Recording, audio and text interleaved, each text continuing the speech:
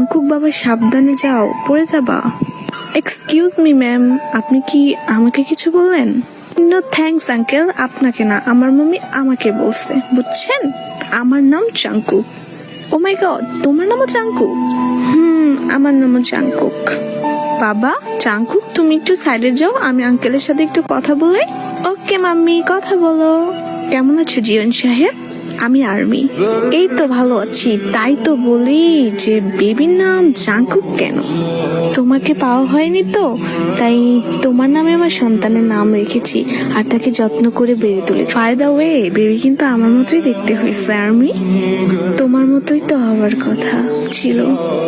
আচ্ছা জাংকুক, তুমি কেমন আছো? তোমার ওয়াইফ কেমন আছে? ওয়াইফ ভালোই আছে, তোমাদের বলার জন্যই তো বিয়েটা করে হয়ে ওঠা, না হয় বিয়ে করার প্রয়োজন ছিল না। আচ্ছা, আমার বাকি ছয়রা যা কেমন আছে? তারা অনেক ভালো আছে, তারাও পরিবার নিয়ে ব্যস্ত হয়ে গেছে। তা তোমার হাজবেন্ড দেখছি না, সে কই? আসলে বিয়েটা করে হয়ে ওঠেনি, এই আর কি। আর বেবিটা দেখছো, ওকে আমি অ্যাডপ্ট করেছি। এত ভালোবাসো আমায়? বাই দ্য ওয়ে আর্মি, তোমার নামটা জানা হলো না, নামটা কি? জি, আমার নাম দিয়া। তুমি বিয়ে করবে না দিয়া?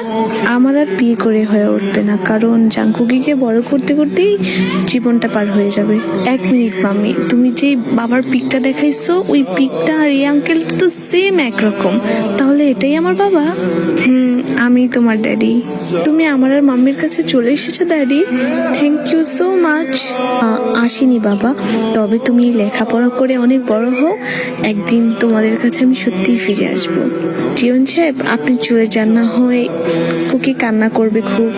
তুমিও ভালো থেকো আর আমার জাংকুকিকেও ভালো রেখো। আসছি জাংকুক বাবা। টাটা ড্যাডি, ভালো থাকবেন জিয়ন সাহেব, আল্লাহ হাফেজ। জাংকুক বাবার